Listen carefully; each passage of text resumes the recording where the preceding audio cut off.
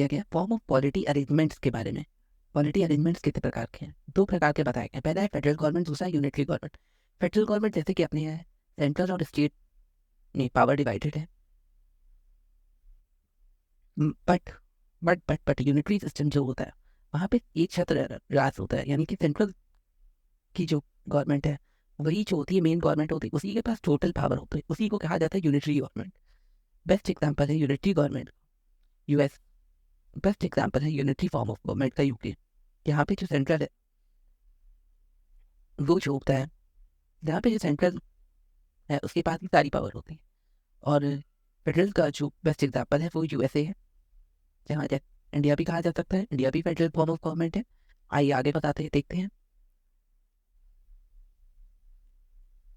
आगे दोनों के फीचर्स बताइए। Unitary form of government single government होती है।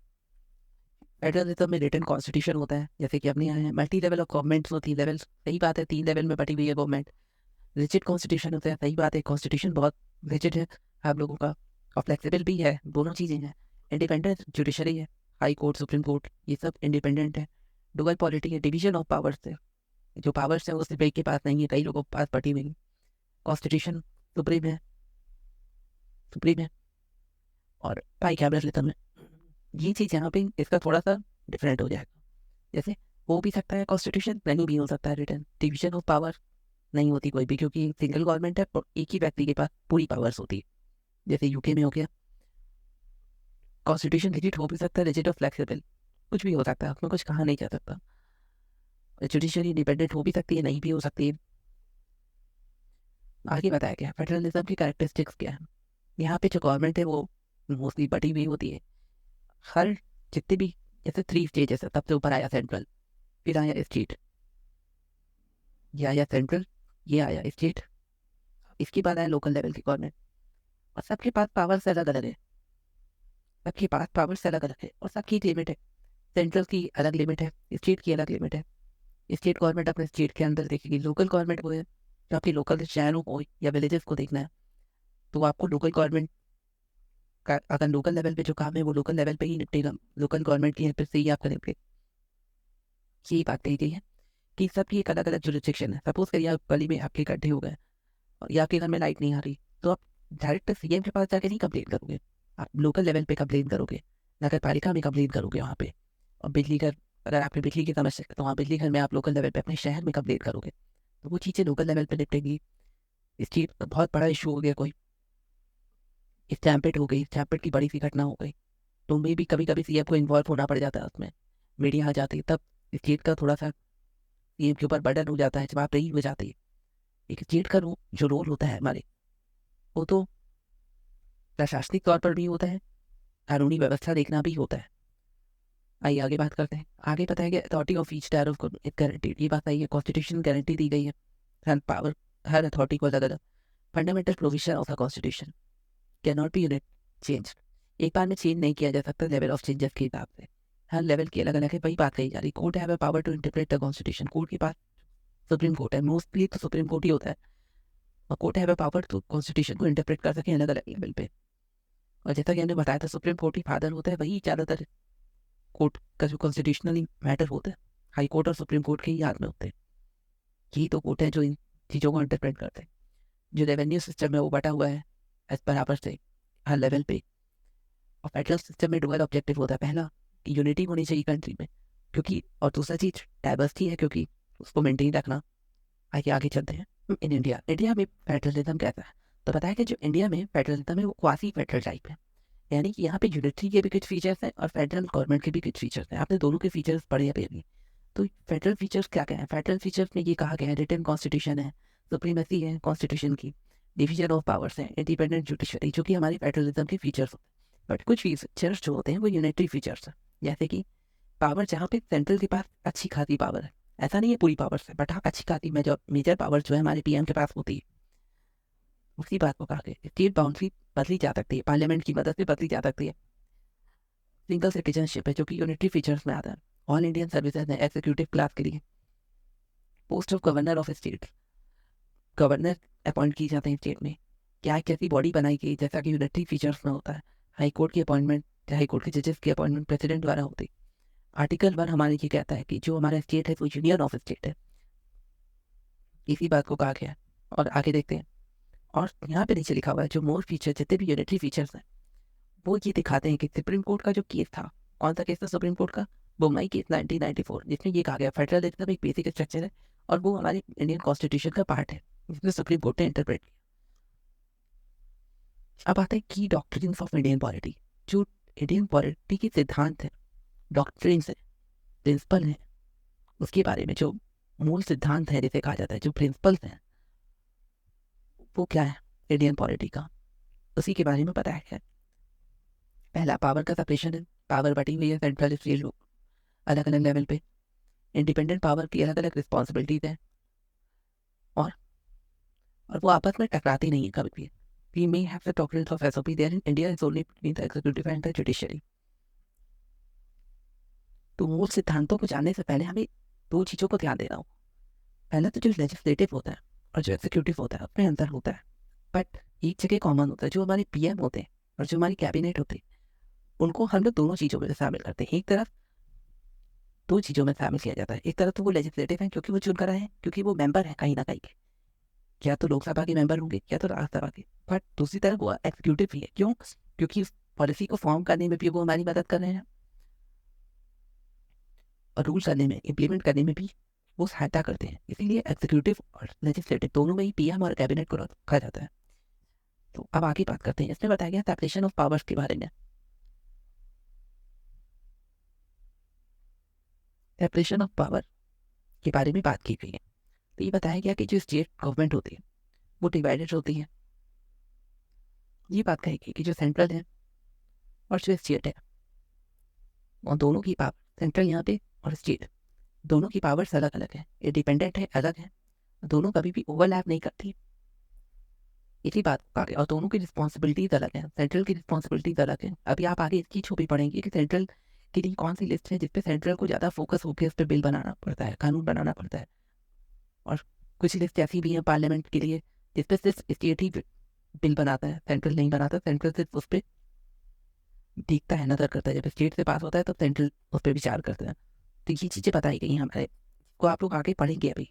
और इसमें ये भी कहा गया है कि जो डॉक्ट्रिन ऑफ एसओपी है, थ्योरेटिकली तो ये चीज़ सही है कि ओवरलैप नहीं करती है, बट कई बार एग्जीक्यूटिव जुडिशरी, कई बार ऐसा हो जाता है। जैसे कि अभी हम लोग ने एक केस की बात की थी जिसमें ये कहा गया था जो आर्टिकल 51 है, राइट टू प्रॉपर्टी, आर्टिकल 51 है, राइट टू प्रॉपर्टी को जब अटैक,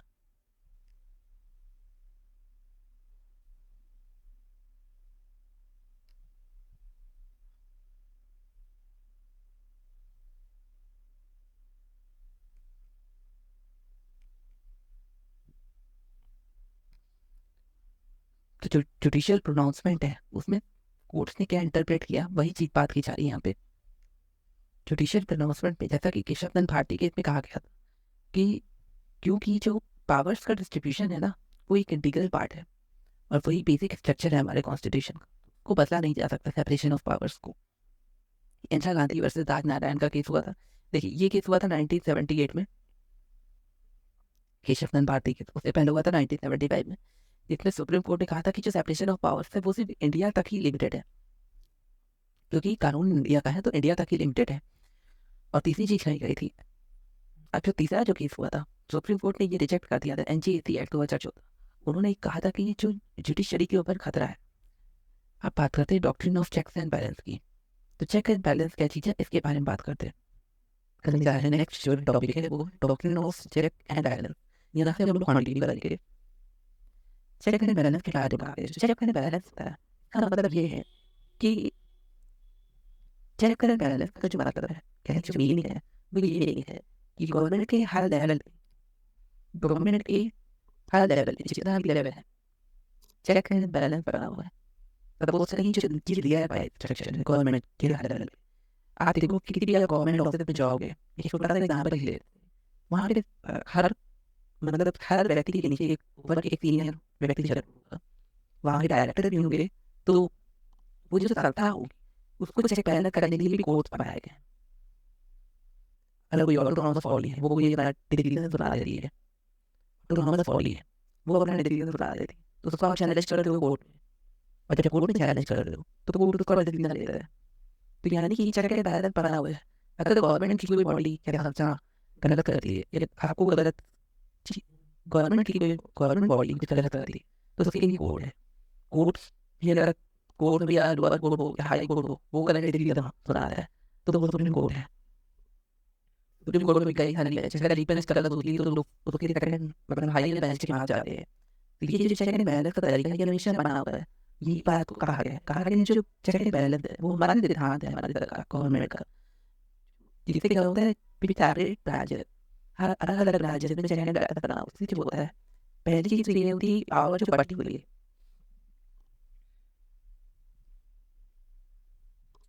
ये बताया गया कि जैसे आपके राज्य अलग अलग किसी बनाई पहली चीज पावर ओवरलैप नहीं होती है और बैलेंस बना रहता है। कोई ना कोई बॉडी होती है हमेशा चेक करने के लिए। तो जैसे क्या होता है कभी कोई अच्छा गलत करती है तो कोई सेकंड बॉडी होती है वो उसको चेक कर देती है। इसी बात को कहा गया है और ये हमेशा अप्लाई होता है फेडरली अप्लाई होता है कॉन्स्टिट्यूशनल गवर्नमेंट जहाँ संवैधानिक सरकार चलती है। जैसे कि सबसे पहली बार ये अप्लाई हुआ था यूएस में जहाँ पे एप्लीकेशन है वो पावर्स के बारे में बताया गया था। तो आगे बात करते हैं इंडियन कॉन्टेक्स्ट के बारे में ये बताया है कि जैसे जुडिशियरी है तो जजेस of supreme court high court power होते हैं एग्जीक्यूटिव का पीएम मतलब कैबिनेट बट तेरे में ये हटाए भी जा सकते हैं पार्लियामेंट के द्वारा इनको आगे सब्सिडी के लिए भी हटाया भी जा सकता है इनको ये रिलीज किया जा सकता है। तो क्या होगा अगर कोई चीज़ गलत कर रहा है को हटाया भी जा सकता है ये डाया कहीं ना कहीं है ये गलत नहीं होगा किसी के साथ तो ये जिससे बैलेंस करें ये निश्चित करता है। एक्टिविटी में क्या है एक्टिविटी की रिस्पॉन्सिबिलिटी होती है जवाबदेही होती है। आपने पार्लियामेंट के अंदर अपोजिशन से सरकार बोलता है जो वर्किंग गवर्नमेंट होती है करंट गवर्नमेंट होती है तो सिर्फ चेक एंड बैलेंस बना रहने की जवाबदेही तय होती है। और अगर जुडिशियल एक्टिविटी के लिए में जुडिशियल और जुडिशरी जैसे कर दिया अपने कानून को जैसे एक्टिविटी और लेजिस्लेचर के अंदर कानून पास होता है। जैसे कि अगर आपके एक्टिविटी जो होते हैं जैसे जैसे कोई लेजिस्लेचर कानून पास कर रहा है लेजिस्लेटिव बॉडी कानून पास कर रही है तो उसका जुडिशियल चेक होता है ना वो भी एक तरीके का चेकअप है पूरा।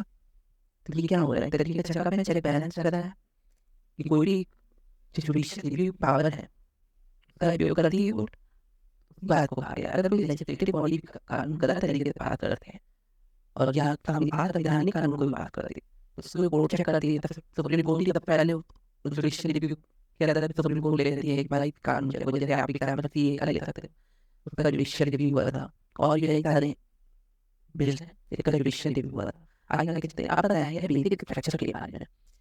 तो मेन जो बेसिक स्ट्रक्चर क्या है ये बताया गया है कि बेसिक स्ट्रक्चर की बात बनती है एशिया भारतीय की जो 1973 में पास 1973 में पास हुआ था। इसमें ये कहा गया था कि जुडिशियल अमेंडमेंट की पावर को लिमिट करा रही है पार्लियामेंट लेकिन कह रही है कि ऐसे अगर अमेंडमेंट की पावर को खुला छोड़ दिया गया आप तो पूरा कॉन्स्टिट्यूशन ही बदल डालोगे तभी तो पता चला पूरा का पूरा कॉन्स्टिट्यूशन बदल के बनाया गया था एक नया कॉन्स्टिट्यूशन क्रिएट हो गया पुराने के बारे में पता होगा ना। तो ये बात हो आ गया पुराने के बारे में लगा था बेसिक स्ट्रक्चर जो है को आपको नहीं छेड़ना है बेसिक स्ट्रक्चर आप नहीं छेड़ोगे बाकी आप किसी पार्ट को या कोई कोई चीज आपको लग रहा है बदलाव जरूरी और दूसरी चीज हमारे कॉन्स्टिट्यूशन में कहा गया है कि आप की कोई अमेंडमेंट की पावर है आपको दी जाती है पार्लियामेंट को वो हमें कर सकती है समय का। तो पार्लियामेंट गवर्नमेंट ने उसको डिस्ट्रॉय नहीं किया गया उसमें बल्कि ये कहा गया कि जो बेसिक स्ट्रक्चर है उसको आप नहीं कर सकते बट पीपल और भी तो बेसिक स्ट्रक्चर जो है वो बताया नहीं वो डिफाइन नहीं किया इस बात पर ऐसे छूट गया। और ये भी कहा गया कि ऐसा मैंने कई सारी चीज़ें हुए जिसके बाद जिसमें लोगों को समझ में आया कि बेसिक स्ट्रक्चर में क्या चीज़ है। जैसे एक केस हुआ था यहाँ पे ऐसा सोनिया का सेक्युलरिज्म के ऊपर इसमें कहा गया था कि ये जो सेक्युलरिज्म शब्द ऐड हुआ है जल्दी के बाद कि तो हमारे कॉन्स्टिट्यूशन है नहीं ये तो बेसिक स्ट्रक्चर की मानना है अब ये ना हो गई बेसिक स्ट्रक्चर की प्रियम्बल से रजिस्टर किया पूरा पूरा प्रियम्बल को तो बेसिक स्ट्रक्चर मान लिया कोर्ट में ये पिटीशन दायर हुई इसमें कहा गया कि नहीं बेसिक स्ट्रक्चर की ये नहीं है सेक्युलरिज्म हमारे राइट टू रिलीजन की बात करते हैं जो कि आर्टिकल 25 30 के बीच उसमें ये बताया है कि फ्रीडम ऑफ रिलीजन तो दी गई और सारे यार वो दिए गए तो मतलब क्या है इसका मतलब ही सेक्युलरिज्म है उसको बस एक शब्द के रूप में नया हटा दिया गया पहले वो ऑलरेडी था हमारे यहाँ, ये इस कोर्ट ने उसका डिसाइड किया क्या चाहते हैं। अब बात करते हैं मेजोरिटी के ऊपर। मेजोरिटी क्या होती है? पार्लियामेंट के अंदर जब आप चाहते हो कि पार्लियामेंट के अंदर 3 बॉडी थी, लोकसभा, राज्यसभा, एक होता है प्रेसिडेंट। 2 महीने प्रेसिडेंट का टाइम होता है। तो ये 2 जो बॉडी है, इसमें भी मेंबर हो जाते हैं 550 के क्रॉस होते हैं, इसमें वो 250 के क्रॉस इससे कम नहीं होते हैं, और इससे भी इसमें ज़्यादा नहीं होते हैं। तो ये जो 2 मेंबर्स होते हैं, पहले लोकसभा के 5 बार होता है, राज्यसभा जाता है। तो किसी भी कानून को पास करने के लिए वहाँ वोटिंग होती है। वोटिंग का एक आर्ट होती है, उसके पीरियड यहाँ देखेंगे। बट जो वोटिंग का तरीका है उसमें ये बताया गया है कि कितने लोग वोट करेंगे कि कानून पास हो जाए। ये जो बात है इसी को आगे कितनी मेजोरिटी में कितने लोग वोट करेंगे कि कानून पास हो जाए। तो इसका आगे है कि जो मेजोरिटी है पहली हुई थी liberal majority. Liberal majority maximum तो यहीं पे होता है, उस मैक्सिमम जितने भी कानून वगैरह होते हैं वो लिबरल मेजोरिटी है। लिबरल मेजोरिटी का मतलब क्या होगा, ये डेफिनेशन पता चलेगा, इसका यूजर आपको आगे समझ में आएगा। लिबरल मेजोरिटी का मतलब ये होता है 50%। अगर 2000 में 550 है मेंबर्स, सपोज करिए 550 540 मेंबर्स हैं, बट 540 के तो 3 है ना, प्रेसिडेंट 250 ही हुए हैं, 250 मेंबर आए हैं, 250 नहीं आए, सपोज करिए पे करो तो आगे 50% आई हमारा 250 के 50% है, यानी 125। तो 125 लोग अगर 200 में बैठे हुए हैं, 250 लोग बैठे हुए हैं, 125 लोगों ने भी क्या प्लस 150% प्लस 1 करते हैं ना, 125 में ज़्यादा लोगों ने अगर वहाँ भी वोट कर दिया तो उसके पक्ष में, तो आपका जो कानून है वो पास हो जाएगा। ये एक रूल से बनाया गया है कि कितने लोग पास कर देते कि कानून नहीं पास हो जाए, तो ये एक लिमिट रखी गई, इसके लिए कहा गया है लिमिट मेजोरिटी। अब बात करते हैं नेक्स्ट की 3 प्रकार मेजोरिटी का डिपेंड है। दूसरी हुई है इफेक्टिव मेजोरिटी। इफेक्टिव मेजोरिटी क्या होती है? देखिए मोस्टली चीज़ें यहाँ पे बदल जाती है, बदल चल रही है, जैसे कि ऑर्डिनरी बिल हो गया, फाइनेंशियल बिल हो गया, जितने भी प्रकार के बिल हो गए, जितने भी प्रकार के बिल हो गए वो पास हो जाते हैं। इलेक्शन और फिर पीलर की बात करें, हेडिटरी पीलर की बात करें, प्रेसिडेंट रूल लगाना हो गई, फाइनेंशियल रूल लगाना, और लेजिस्लेशन पास करना हो कोई भी प्रकार का, मिनिस्टर इमरजेंसी लेकर के हटाने के लिए, कॉन्स्टिट्यूशन कैरेक्टराइजेशन लेकर के भाई जेट जेट के अंदर, तो जितने भी मैक्सिमम होते हैं वो क्या करा रहे हैं, कुछ चीज़ रह रहे होते हैं जहाँ पे आपको सिंपल मेजोरिटी से बड़ा नंबर आपको चाहिए होता है। आप यहाँ 125 तो काम नहीं करेंगे, हमें 4 लोगों की जरूरत है। यहाँ पे आगे ढाई लोग भी आए हैं तो भी उसका काम नहीं पाए, प्रेजेंट की बात नहीं हुई है यहाँ पे बात हो रही है टोटल इलेक्शन की। तो इफेक्टिव मेजोरिटी से कहा जाता है, इफेक्टिव मेजोरिटी कहा जाता है कि ये 50% होना चाहिए, किसका टोटल स्ट्रेंथ का 50% होना चाहिए, माइनस जो वहाँ पे बची हुई वैकेंसी। अब आप एक बात समझना चाहिए, सपोज करिए 540 तो 7 की टोटल स्ट्रेंथ है, इतने सांसद वहाँ पे बैठे लोकसभा के अंदर, लोकसभा के अंदर इतने सांसद बैठते हैं, और इसके अंदर मान लीजिए 3 वैकेंसी हैं, ये खाली पड़ी 3 सीट अवेलेबल। कुछ आप जानते हो कुछ नंबर होते हैं जो नॉमिनेटेड बरसते हैं, जो प्रेसिडेंट किसी को नॉमिनेट करते हैं काउंसिल ऑफ मिनिस्टर के, वो सीट मान लीजिए खाली पड़ी। इसके तरह में क्या होगा, इनके तरह में इसको से बाहर कर देंगे, 540 का नंबर जो है वो 525, 525 की बची टोटल इलेक्शन, इसका 50% कर दीजिए, इसका 50%, इसका 50% जो हो जाएगा वो 262 कुछ समथिंग हो जाएगा, 262.5। इतने मेंबर होने चाहिए। अब यहाँ बात हो रही थी 185 की ना, हमने कहा ना यहाँ पे आप नहीं चलेगा, यहाँ पे आगे टोटल इलेक्शन, और ये हमेशा बदलती रहती है। सपोज कर लिया है सीरीज ज़्यादा हुई उस समय 50 हो गई, तो ये नंबर चेंज है यहाँ पे। तो ऐसे ही इफेक्टिव मेजोरिटी ये बता दी थी, बट ये बार कहाँ पे करता है, ये तरह बदल करता है।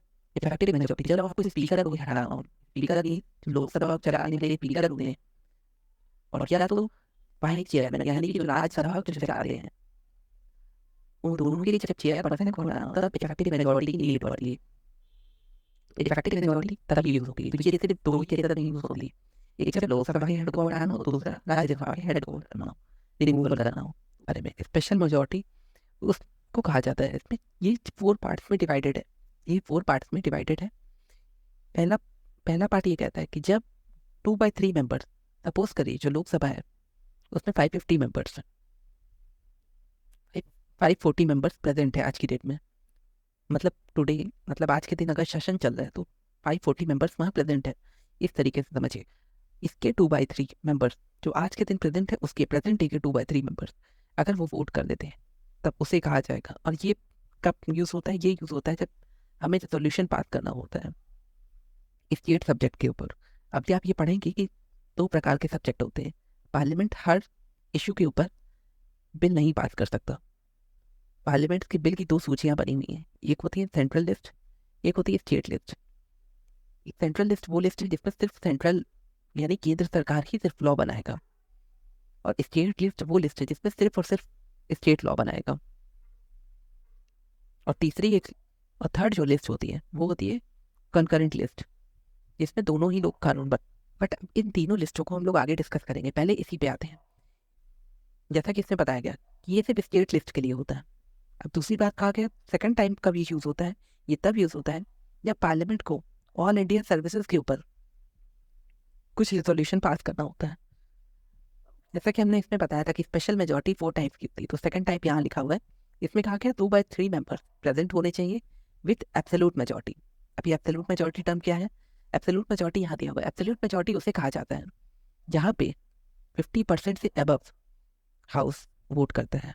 50% से अबव, 50% + 1 जब वोट कर देंगे, यानी हाउस की टोटल स्ट्रेंथ अगर आप 550 मान रहे हो, 225 तो हाउस स्ट्रेंथ हो गई, इससे +1 होना चाहिए।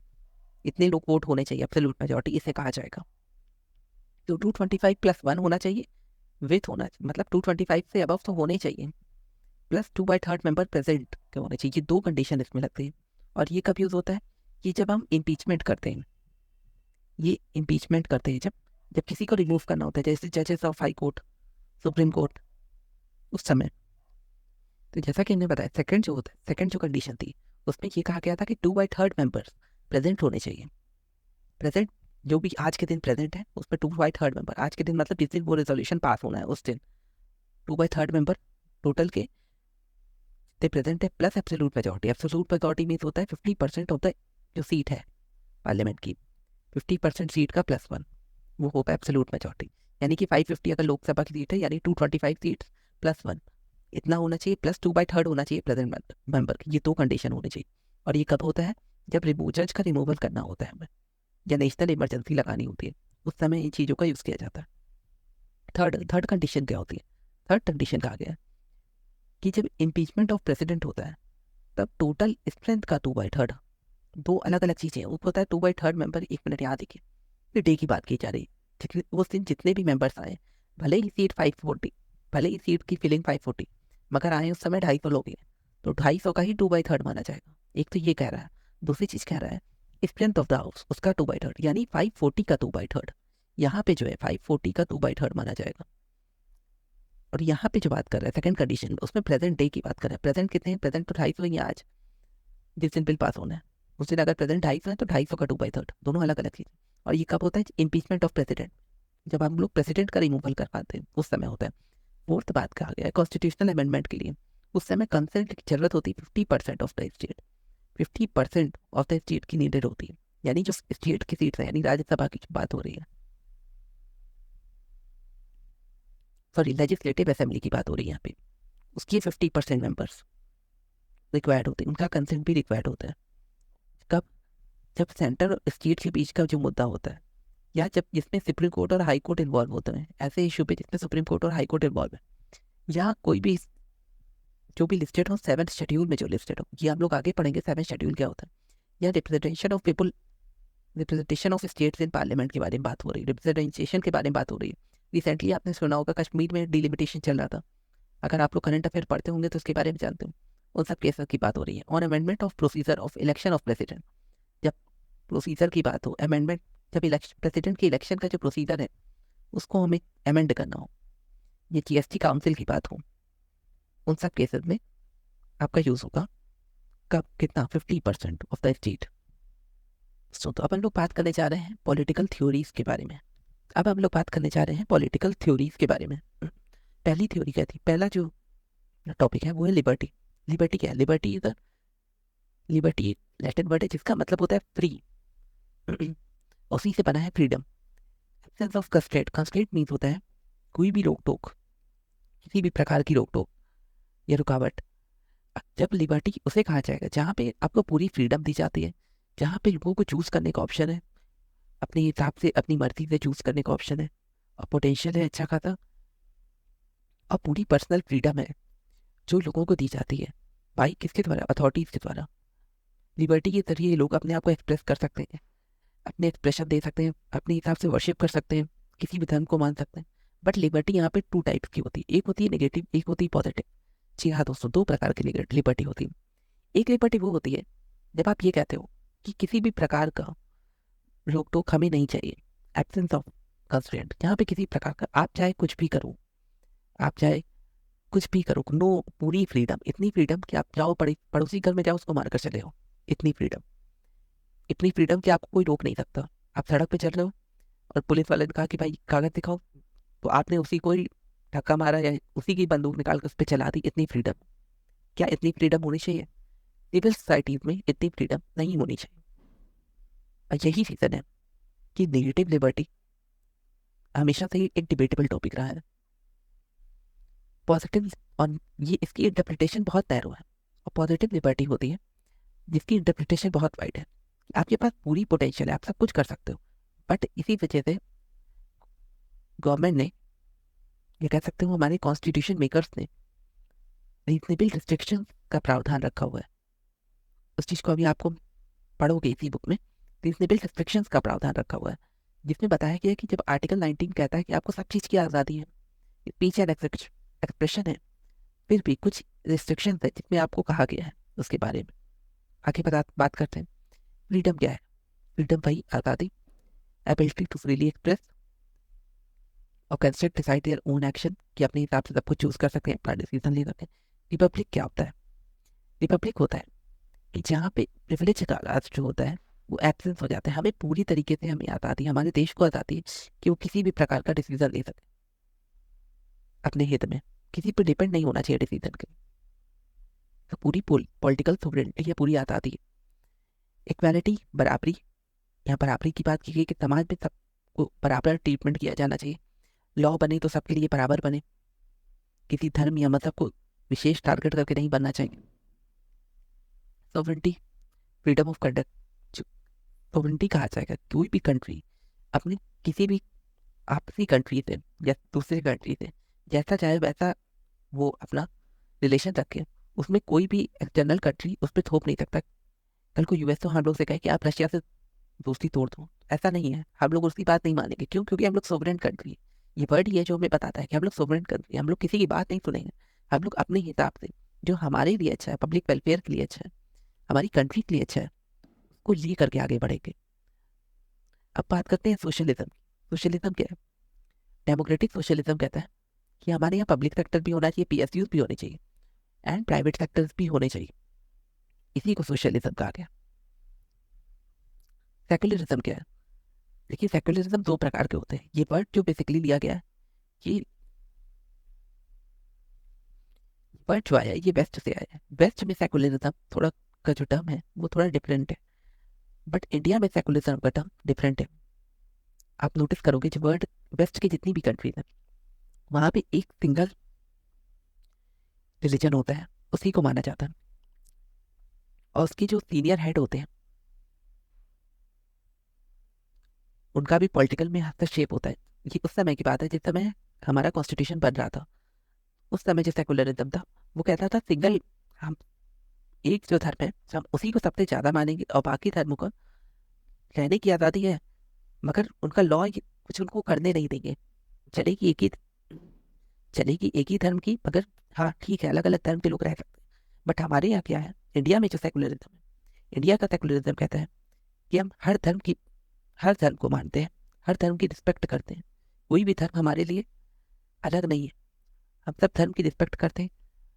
कोई भी सिटीजन किसी भी धर्म को माने, उससे हमें कोई भी परेशानी नहीं है। तो ये सेकुलरिज्म इंडिया के कॉन्टेक्स्ट में। अब बात करते हैं डेमोक्रेटिक। डेमोक्रेटिक मीन्स क्या होता है? डेमोक्रेटिक मीन्स होती है जहाँ पीपल सबसे ऊपर है, लोगों के ऊपर कुछ भी नहीं। प्रेसिडेंट के ऊपर भी लोग सबसे पहले यहाँ के लोग हैं, उसके बाद यही वजह है कि प्रियम्बल में लिखा हो कि we the people of India, हम भारत के लोग, क्योंकि हमने बनाया, हमारे लिए है, हम ही ने बनाया और हमारे ही लिए है। इसी वजह से, क्यों? क्योंकि सबसे ऊपर हम ही लोग हैं। यही वजह है कि जो कोई भी गवर्नमेंट फॉर्म होती है, पहले इलेक्शन होता है। इलेक्शन इस बात की सबसे बड़ी निशानी, चाहे वो डायरेक्ट वे से हो, चाहे वो इनडायरेक्ट वे से हो।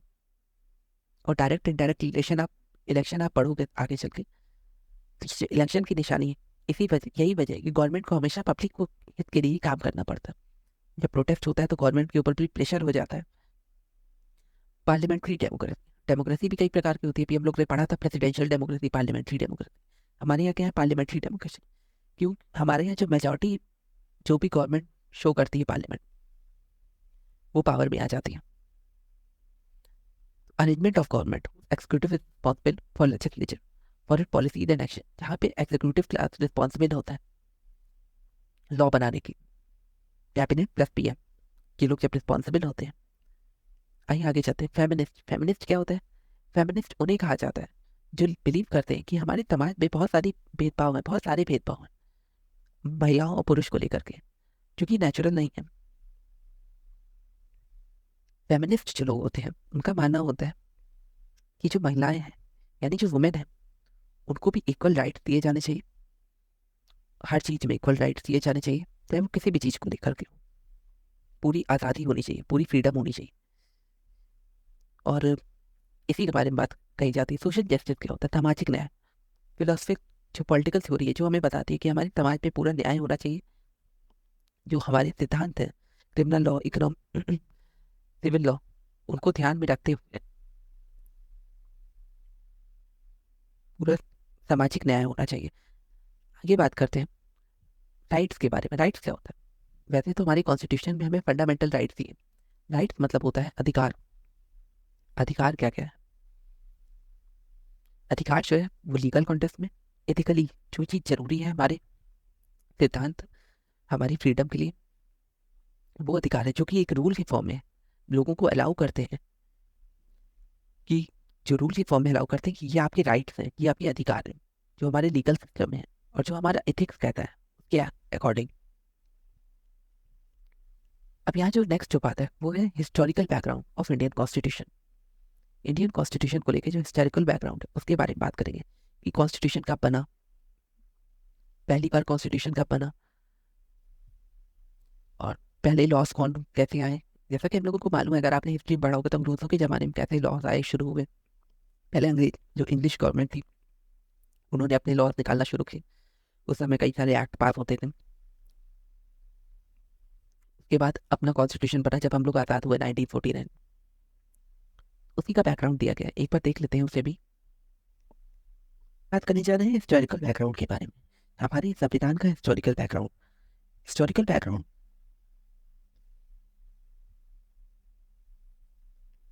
हम लोग बात करने जा रहे हैं historical background of Indian constitution के बारे में। तो जब इंडियन कॉन्स्टिट्यूशन बना, वो तो 1949 में बना, नवंबर के समय 26 नवंबर तक कंप्लीट हो गया था। तो इसकी हिस्ट्री क्या जानी है? हिस्ट्री इसलिए जाने कि इंडियन कॉन्स्टिट्यूशन तो हमारे इंडिया के लोगों ने बनाया ना, उससे पहले भी संविधान था। और संविधान कब था? जब कंपनी रूल कर रही थी। जब अंग्रेज आए तो उन्होंने भी अपने कॉन्स्टिट्यूशन बनाना शुरू कर दी, उन्होंने भी कई सारे रूल्स निकाले थे, क्योंकि कॉन्स्टिट्यूशन खुद एक रूल बुक है। वो बाद में बना, उससे पहले जो हिस्ट्री है उसको भी जानना जरूरी है। तो जो कंपनी का रूल था और जो इंग्लिश रूल था, यानी कि दो, जो ब्रिटेन का शासन था वो दो भाग में डिवाइडेड है। कंपनी रूल जो चला वो 1773 से 1858 तक चला, जो कि ईस्ट इंडिया कंपनी द्वारा चला है। बट जब 1857 में जब यहाँ पे क्रांति हुई, इंडिया रिवॉल्यूशन हुआ, उसके बाद जाकर चेंजेस हुए और ब्रिटेन ने अपने हाथ में कब्जा ले लिया। ब्रिटेन की जो क्वीन थी वो ही यहाँ की क्राउन रूल कहलाएगा, क्योंकि ब्रिटेन के जो किंग और क्वीन थे उन्होंने संभालना शुरू किया। तो इसमें क्या कहा गया? पहला जो कंपनी रूल था उसमें कहा जाता था, उसमें जो है पहली बार दीवानी राइट्स दिए गए थे। दीवानी राइट्स मीन, दीवानी राइट्स मीन होता है कि आपको व्यापार करने का राइट्स दे दिया गया, और जो आप कमाएंगे उसकी प्रॉफिट परसेंटेज में से कुछ परसेंट वहाँ के किंग को देंगे, लोकल एम्पायर, लोकल किंग जो वहाँ के होंगे उनको देंगे। तो चलिए पहले पूरी टाइमलाइन देख लेते हैं, इंपॉर्टेंट टाइमलाइन देख लेते हैं। तो पहले जो लास्ट रूल थे वो हमारे शाह आलम थे। उसके बाद रेगुलेटिंग एक्ट, अंग्रेज आ गए, शाह आलम ने उनको परमिशन दे दी। तो जो रेगुलेटिंग एक्ट था अंग्रेज बोला है 1773 में। उसमें क्या कहा गया था? उसमें कहा गया था कि जब अंग्रेजों ने 2 लड़ाइयाँ यहाँ की जीत ली, प्लासी और बक्सर की लड़ाई, जब ये 2 लड़ाई जीत ली, उसके बाद अंग्रेजों ने पूरी तरीके से भारत के ऊपर अच्छे खासे एरिए में अपना वर्चस्व स्थापित कर लिया। और क्योंकि यहाँ के किंग जो थे वो काफी कमजोर हो चुके थे,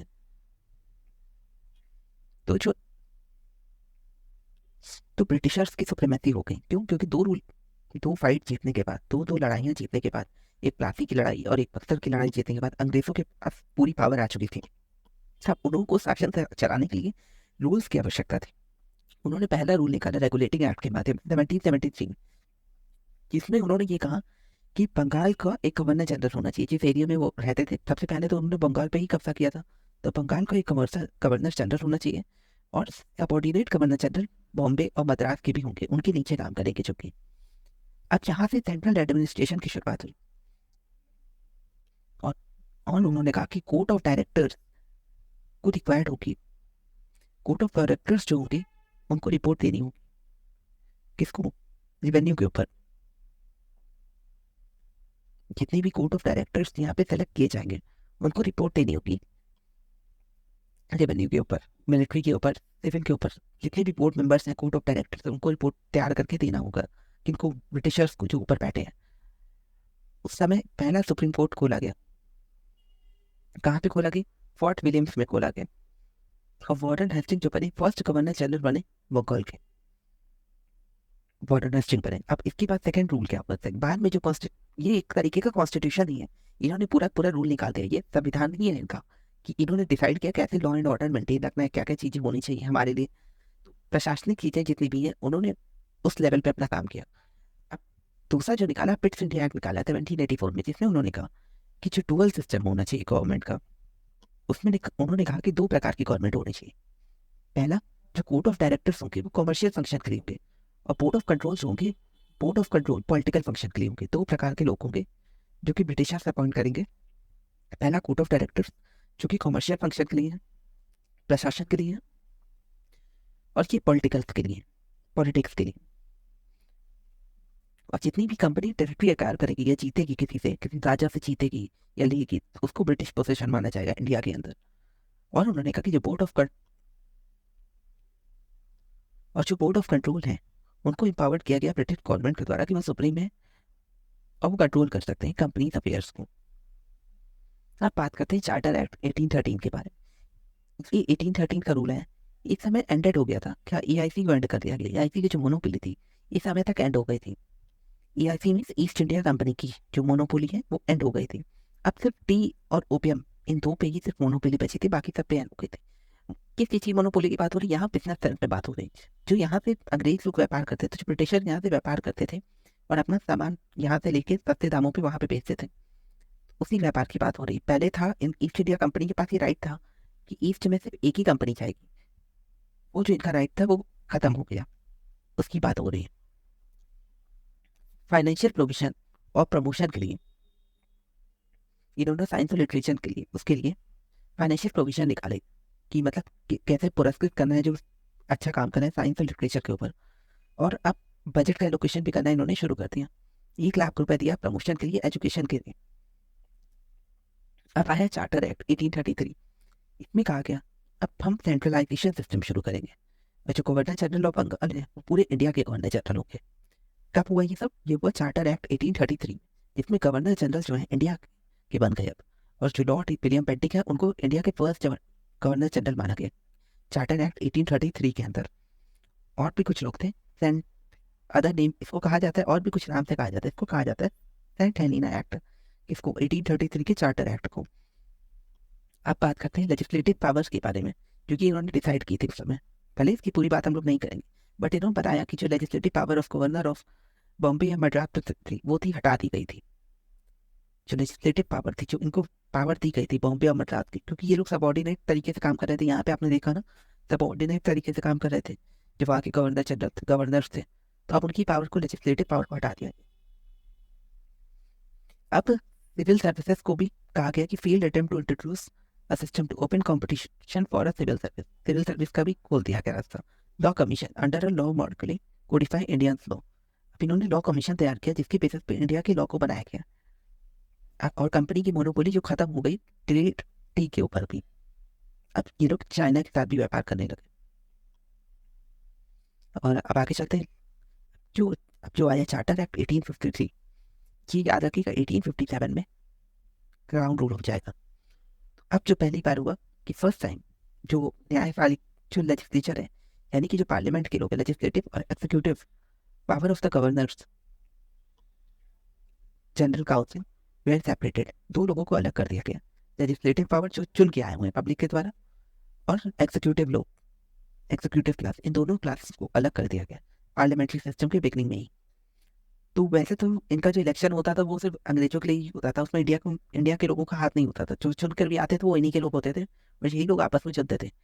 इंडिया को अलाउ कर दिया गया, इंडिया के जितने भी इंडियंस थे उनको अलाउ किया गया सिविल सर्विस में आप जा सकते हैं और अंग्रेजों के अंडर में काम कर सकते हैं। और फर्स्ट टाइम लोकल रिप्रेजेंटेशन को इंट्रोड्यूस किया इन्होंने सेंट्रल लेजिस्लेटर की लोकल लेवल पर। जो नेता है लोकल लेवल पे जो रिप्रेजेंटेशन है वो होना चाहिए, तो उसको इंट्रोड्यूस किया अपने लेजिस्लेटिव काउंसिल में, विधानसभा में उनके। अब कॉन्स्टिट्यूशनल डेवलपमेंट कहते हुए अंडर कंपनी रूल, वही चीज है, उसके आगे की टाइम लाइन है। Government act 1858। अब यहाँ से जो है क्राउन रूल आना शुरू होगा। अब यहाँ से कंपनी का जो रूल है वो खत्म। अब ये ब्रिटेन यहाँ पे शासन कर रहा है, क्योंकि गवर्नमेंट ऑफ इंडिया जो है की जो पावर है कंपनी से हटके ब्रिटिश क्राउन के पास आ गई। गवर्नर जनरल जो है उनको वाइसरॉय कहा जाने लगा। लॉर्ड कनिंग जो है वाइसरॉय बन गए। तो नाम याद रखिएगा आप लोग, लॉर्ड कनिंग जो कि वाइसरॉय बन गए। और फर्स्ट गवर्नर जनरल जो कि वारेन हेस्टिंग थे, किसके तहत आए थे 1833 के एक्ट के अंदर, 1833 के एक्ट के अंदर आए थे। और ये जो है आए हैं फर्स्ट वाइसरॉय। अब क्योंकि अब से क्राउन रूल आ गया तो स्टेट सेक्रेटरीज को अपॉइंट करा जाने लगा। जो कंपनीज ने बीओसी बोर्ड ऑफ डायरेक्टर्स बनाए थे इनको हटा दिया गया। जो डुअल सिस्टम कंपनी ने बनाया था उसको हटा दिया गया। अभी स्टेट सेक्रेटरी जैसे आज के समय गवर्नर्स होते हैं स्टेट के, तो जिस तरीके से आप समझ सकते हैं। और बिगनिंग ऑफ रिप्रेजेंटेटिव इंस्टीट्यूशन। अब जो नया नेक्स्ट एक्ट इन्होंने पास किया इंडियन काउंसिल एक्ट, इसे कहा गया 1861। इसमें इन्होंने कहा कि जो रिप्रेजेंटेशन है उसकी शुरुआत की। इन्होंने ये भी किया कि डिसेंट्रलाइजेशन ऑफ पावर्स किया, कि नीचे के लेवल पे भी पावर को बांटा। और ये तैयार किया, पोर्टफोलियो सिस्टम तैयार किया, और पावर ऑफ वाइसरॉय ऑर्डिनेंस के माध्यम से वो यूज कर सकते हैं। और नई विधानसभा बनाई गई। नई विधानसभा बनाई गई कहाँ? बंगाल, पंजाब और नॉर्थ वेस्ट। अब बात की गई नेक्स्ट, क्योंकि ये पूरी हिस्ट्री आप लोग पढ़ना इतना जानना जरूरी है थोड़ा। इसमें कुछ चीज़ें इंपॉर्टेंट भी हैं इसमें, जैसे कि बहुत सारी चीज़ें जिसको हम लोगों ने सर्कल कर रखा है वो सब चीज़ें जानना जरूरी है। जैसे कि स्टेट सेक्रेटरी का आना कब आए थे? गवर्नमेंट ऑफ इंडिया एक्ट में। उन चीज़ों को याद रखना बहुत ज़रूरी है। अब क्या हुआ? अब जैसे जैसे एक्ट बढ़ता चला गया 1892 में क्या हुआ? जो नॉन ऑफिशियल थे मेंबर्स थे, जो चुन कराने वाले लोग थे, उनकी संख्या बढ़ा दी गई। जो लेजिस्लेटिव पावर्स था उनका जो फंक्शन था इंक्रीज कर दिया गया। और आगे क्या हुआ? 1909 में क्या हुआ? मॉर्ट मिलो रिफॉर्म था, जिसमें कहा गया कि जो सेंट्रल है और जो प्रोविंशियल है विधानसभा है उसका साइज बढ़ा दिया है। अब बेसिकली ये लोग पॉलिटिक्स में, क्योंकि अब लोगों को समझ में आने लगा था, लोगों को इतना समझ में आने लगा था ये लोग बल्कि लूट नहीं रहे, ये लोग सारा पैसा ले जा रहे हैं यहाँ से। तो लोग भी अब जागरूक हो रहे थे और विरोध करना शुरू कर दिया था। तो इन्होंने क्या किया पॉलिटिक्स के माध्यम से, कि भाई हम आपके लेवल के भी लोगों को चुन रहे हैं, उनके लोगों को बैठा रहे हैं, ये दिखाना चाह रहे थे। इस वजह से इन्होंने क्या किया, दिखाने के लिए पॉलिटिक्स का थोड़ा सहारा लिया, जिससे ये लोग शासन आसानी से करते हैं। अब ये जो है इंपॉर्टेंट है, सेपरेट ऑफ इलेक्टोरेट। ये कब आया? 1909 में। मुस्लिम्स को एक सेपरेट इलेक्टोरेट देने की बात कर दी गई। और कहा गया Indians in executive council. Executive council में इंडियंस का, जैसे कि सत्येंद्र प्रसाद सिन्हा को इंडियन के रूप में लिया गया एग्जीक्यूटिव काउंसिल के अंदर। अब 1990 में क्या हुआ? मॉन्टेग्यू कंसेंस फॉर रिफॉर्म आए और रिस्पॉन्सिबल गवर्नमेंट का इंट्रोडक्शन किया इन्होंने। बेसिकली ये सब एक नाटक था अच्छे से रूल करने का। और डायरकी वॉज इंट्रोड्यूस, डायरकी की गई प्रोविंशियल लेवल पे। और बाई कैमरलिज्म, लोकसभा राज्यसभा इस तरीके से दो दो हाउसेस बना करके बाई कैमरलिज्म। और पहली बार डायरेक्ट इलेक्शन हुआ। कब हुआ पहली बार डायरेक्ट इलेक्शन? वो भी लिमिटेड फ्रेंचाइजी के अंदर, हर जगह नहीं हुए। और हर लोग, सबको अधिकार भी नहीं था देने का वोट, कुछ लोगों को अधिकार था। उसकी कंडीशन आप लोग पढ़ेंगे आगे। वो डायरेक्ट इलेक्शन हुए पहली बार 1990। और कम्युनल रिप्रेजेंटेशन जो थी, जैसे कि हमारे भारत में क्या है, अलग अलग धर्म, तो धर्म के आधार पर जो रिप्रेजेंटेशन है उनको बढ़ा दिया गया, जिससे कि ये लोग डिवाइड एंड रूल का गेम खेल सकें। और पब्लिक सर्विस कमीशन की एक स्टडी कमीशन बना दिया गया। 1935 में क्या हुआ, 1935 में जाके एक all India federation compromising province and princely state ये तैयार किया जाता है, और 3 लिस्ट बनाई जाती है, फेडरल, प्रोविंशियल और कॉन्करेंट। ये लिस्ट आज भी है हमारे संविधान में। एबॉलिश कर दिया गया डायरकी सिस्टम। डायरकी सिस्टम लाया कब गया था, 1990 में लाया था। और कब एबॉलिश कर दिया गया, अगले ही 1935 में जब इन्होंने लॉ निकाला तो हटा दिया गया। और पाई के अमल को चालू रखा, और बढ़ के उसकी पावर बढ़ गई, और कम्युनल डिवाइड एंड रूल का गेम और बढ़ा दिया इन्होंने। आरबीआई और सुप्रीम कोर्ट को इस्टेब्लिश किया। 1947 में ब्रिटिश रूल खत्म हो गया, और जितने भी ऑफिस थे वाइसरॉय की, एसओएस के, वो खत्म हो गए, और देश हमारा आज़ाद हो गया। और फ्रीडम जो थी प्रिंसली स्टेट की, उनको ये कहा गया कि भाई आप चाहे तो इंडिया में जुड़ जाए, आप चाहे तो पाकिस्तान में जुड़ सकते हैं। तो ये प्रिंसली स्टेट, यानी प्रिंसली स्टेट में जो जहाँ राजा वगैरह शासन करते थे, उन स्टेटों को कहा गया कि आप यहाँ भी चाहे जुड़ सकते हैं। अब बात करते हैं इंडियन कॉन्स्टिट्यूशन के ऊपर, कि इंडियन कॉन्स्टिट्यूशन बना कैसे, किस तरीके से बना, आइडिया कहाँ से है। तो आइडिया जो आया कॉन्स्टिट्यूएंट असेंबली का आया, पहली बार रखा गया था कॉन्स्टिट्यूशन असेंबली का आइडिया, वो था 1906 में, और उसी समय स्वराज की डिमांड रखी गई थी। उसके बाद 1934 में एम एन रॉय साहब ने इस चीज़ को आगे बढ़ाया। फिर 1935 में पहली बार आईएनसी ने, इंडियन नेशनल कांग्रेस ने भी डिमांड की। 1940 के अंदर अगस्त ऑफर आता है जिसमें डिमांड को एक्सेप्ट कर लिया जाता है। 1942 में क्रिप्स प्रपोजल अंग्रेज लेकर आते हैं, जिसमें कहते हैं कि आपकी डिमांड तो एक्सेप्ट हो गई, बट एमएल जो है रिजेक्ट कर दिया जाता है प्रपोजल को। 1942 में क्रिप्स प्रपोजल आता है, जिसमें जो कॉन्स्टिट्यूशन असेंबली की डिमांड है वो एक्सेप्ट कर लेते हैं, जो मुस्लिम लीग होती है वो रिजेक्ट कर देती है प्रपोजल को। कैबिनेट मिशन आता है 1946 में, जिसमें वो चौथी स्कीम लेकर आते हैं, किसी भी मुस्लिम लीग वाले संतुष्ट नहीं होते हैं। और फिर कॉन्स्टिट्यूशन असेंबली जो होती है वो कैबिनेट द्वारा पास होती है, अंत में कैबिनेट के अंदर मिशन प्लान में आ जाती है। आगे क्या होता है, आगे ये होता है कि 9 दिसंबर 1946 में पहली मीटिंग होती है हमारे असेंबली की, जिसमें जो प्रेसिडेंट बनते हैं वो सचिदानंद सिन्हा जी बनते हैं, जो इसको लीड करते हैं, क्योंकि सबसे ओल्डेस्ट मेंबर होते हैं। और उसके 2 दिन बाद ही, after 2 days, doctor Rajendra Prasad बन जाते हैं, जो कि इलेक्ट किए जाते हैं बाई इलेक्शन। अब उसके बाद 1946 में जवाहरलाल नेहरू जो होते हैं वो एक रिजोल्यूशन लेते हैं, सबकी सहमति से अडॉप्ट करते हैं एक ऑब्जेक्टिव रिजोल्यूशन को 22 जनवरी 1947 में। और 1947 के समय इंडियन इंडिपेंडेंस एक्ट 1947 पास हो जाता है, और इंडिया आज़ाद हो जाता है उस समय तक। और हमारा देश पूरी तरीके से आज़ाद हो जाता है, सेपरेट हो जाता है। और जो बॉडीज थी, वो जो लेजिस्लेटिव बॉडी थी, वो पूरी तरीके से फ्री हो जाती है, जिसमें 299 मेंबर्स की जो होती है एमएल मेंबर्स होते हैं।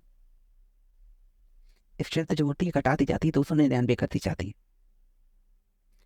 और 1950 में पूर्ण स्वराज को डेट को मानते हुए, कि 26 जनवरी पूर्ण स्वराज की डेट मानी थी 1930 के समय, उस डेट को मानते हुए कॉन्स्टिट्यूशन अडॉप्ट कर लेते हैं। अब आगे चलते हैं कॉम्पोजिशन के बारे में। यहाँ पता है क्या कॉम्पोजिशन क्या है, तो ये कहा गया कि जो स्ट्रेंथ थी हमारे पार्लियामेंट की, उसमें 389 में से 296 सीट्स जो थी वो ब्रिटिश इंडिया के नाम पे अलॉट थी। 90 सीट्स जो राजा महाराजा थे उनके लिए अलॉट किए गए थे, और कुछ जो थे पार्टली नॉमिनेटेड थे, पार्टली इलेक्टेड थे। तो उनको कहा गया कि जो प्रिंसली स्टेट है वहाँ से नॉमिनेट किए जाते हैं हेड, और ब्रिटिश इंडिया से इलेक्ट किए जाते हैं इनडायरेक्टली मेथड से। और कहा गया सब रिलेटेड फैक्ट्स ये बताते हैं, जो रिप्रेजेंटेटिव था सारे सेक्शन का इंडियन सोसाइटी का, उसको कॉम्प्रोमाइज करने की कोशिश की जाती है, छोड़ने की आपस में कोशिश की जाती है, कि सारे धर्मों को लेकर के ये रिप्रेजेंट कर पाए। कि इस तरीके से कॉन्स्टिट्यूशन असेंबली का जो कॉम्पोजिशन था ये लोग तैयार करें। खैर महात्मा गांधी जी जो थे इसके मेंबर नहीं थे। अब बात करते हैं कॉन्स्टिट्यूशन असेंबली जो थी हमारी, उसमें कौन कौन मेंबर था, कैसे कैसे था। तो मेजर जो मेंबर थे वो 8 मेंबर थे। 8 मेंबर्स थे। जो पहले में हमारे जो पीएम साहब जवाहरलाल नेहरू साहब थे, जो कि यूनियन पावर्स यूनियन कॉन्स्टिट्यूशन, और जो प्रोविंशियल कॉन्स्टिट्यूशन देख रहे थे वो सरदार पटेल थे। ड्राफ्टिंग कमेटी के हेड हमारे अम्बेडकर साहब थे, जिनको ड्राफ्ट करना था, चीज़ों को एडवाइजरी देने का काम या सुनने का काम देने का काम सरदार पटेल का था। रूल ऑफ प्रोसीजर्स को देखने का काम डॉक्टर राजेंद्र प्रसाद का। स्टेट को संभालने का काम जवाहरलाल नेहरू साहब का। और फाइनेंस स्टाफ और जो माइनर कुछ टोटल 15 मेंबर थे, भले ही कोई इंपॉर्टेंट नहीं है, बस हाँ 2 प्रकार के इसमें मेंबर थे, कुछ फाइनेंस के थे, कुछ लिंग्विस्टिक प्रोविंस थे, अलग अलग स्टेट के जो लैंग्वेज के एक्सपर्ट होते हैं, जिन्होंने अच्छी शिक्षा प्राप्त की, जो अच्छे अच्छे फिलोसफर प्रोफेसर वगैरह थे, उनको इसमें लिया गया था।